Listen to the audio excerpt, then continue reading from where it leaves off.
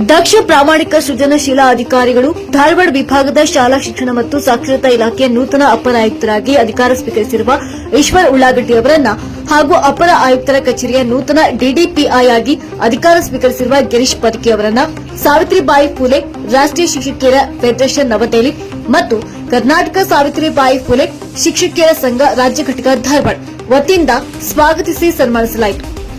ಈಶ್ವರ್ ಉಳ್ಳಾಗಡ್ಡಿ ಅವರು ಈ ಮೊದಲು ಹುಬ್ಬಳ್ಳಿ ಧಾರವಾಡ ಮಹಾನಗರ ಪಾಲಿಕೆ ಆಯುಕ್ತರಾಗಿ ಕಸ ಸಂಗ್ರಹಣೆ, ಕುಡಿಯುವ ನೀರು, ಶಾಲಾ ಸಮಸ್ಯೆಗೆ ಪರಿಹಾರ, ಪಾಲಿಕೆ ಆದಾಯ ಹೆಚ್ಚಳದಂತಹ ಹಲವಾರು ಕಾರ್ಯಗಳನ್ನು ಮಾಡಿ ಹೆಸರು ಗಳಿಸಿದರು.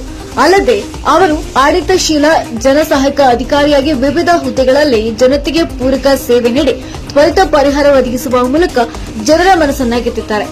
ಅಂತೆ ಅಪರ ಆಯುಕ್ತರ ಕಚೇರಿಯ ನೂತನ ಡಿಡಿಪಿಐ ಅವರಾದ ಗಿರೀಶ್ ಪದಕಿ ಅವರು ಕರ್ನಾಟಕದ ಶಿಕ್ಷಣ ಇಲಾಖೆಯ ಸೇವೆಯ ಪುರಸ್ಕೃತ ಅಧಿಕಾರಿಗಳಾಗಿ ಇಲಾಖೆಯ ಎನ್ಟಿಎಸ್ಸಿ, ಎನ್ಎಂಎಸ್ಎಸ್ ಹಲವು ಶೈಕ್ಷಣಿಕ ಕಾರ್ಯಕ್ರಮ ನಿರ್ವಹಣೆ ಮುಂತಾದ ಪರೀಕ್ಷಾ ಪೂರ್ವ ತರಬೇತಿಗಳ ಸಂಚಾಲಕರಾಗಿ ಸಹಕಾರ ನೀಡುತ್ತಾ ಇಲಾಖೆಯ ಜವಾಬ್ದಾರಿಗಳ ಜೊತೆ ಸಾಮಾಜಿಕ ಕಾರ್ಯಕ್ರಮಗಳಲ್ಲಿ ಕೂಡ ಸೇವೆ ಸಲ್ಲಿಸುತ್ತಿದ್ದಾರೆ.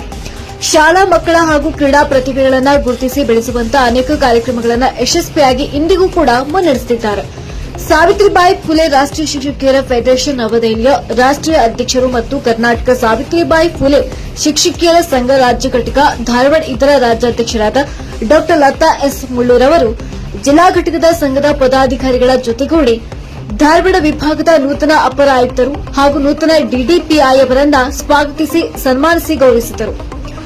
ಈ ಒಂದು ಸಂದರ್ಭದಲ್ಲಿ ಧಾರವಾಡ ಜಿಲ್ಲಾ ಅಧ್ಯಕ್ಷರಾದ ಶಶಿಕಲಾ ರಾಥೋಡ್, ಬೆಳಗಾವಿ ಜಿಲ್ಲಾ ಪ್ರಧಾನ ಕಾರ್ಯದರ್ಶಿಗಳಾದ ಪುಷ್ಪ ಕನ್ನಿ ನಾಯ್ಕರ್, ಕೆ ಸುಲೋಚನಾ ಮುದಲಿಯಾರ್ ಅಧ್ಯಕ್ಷರು, ಹುಬ್ಬಳ್ಳಿ ಶಹರ ಧಾರವಾಡ ಶಹರದ ಪ್ರಧಾನ ಕಾರ್ಯದರ್ಶಿಗಳಾದ ರಜಿಯಾ ದಿಲ್ಶಾದ್ ಶೈನಬಿ ಸಂಕೇಶ್ವರ್, ಉಪಾಧ್ಯಕ್ಷರು ಲಕ್ಷ್ಮೀ ಎಸ್ ಪಾಟೀಲ್ ಹಾಜರಿದ್ದರು.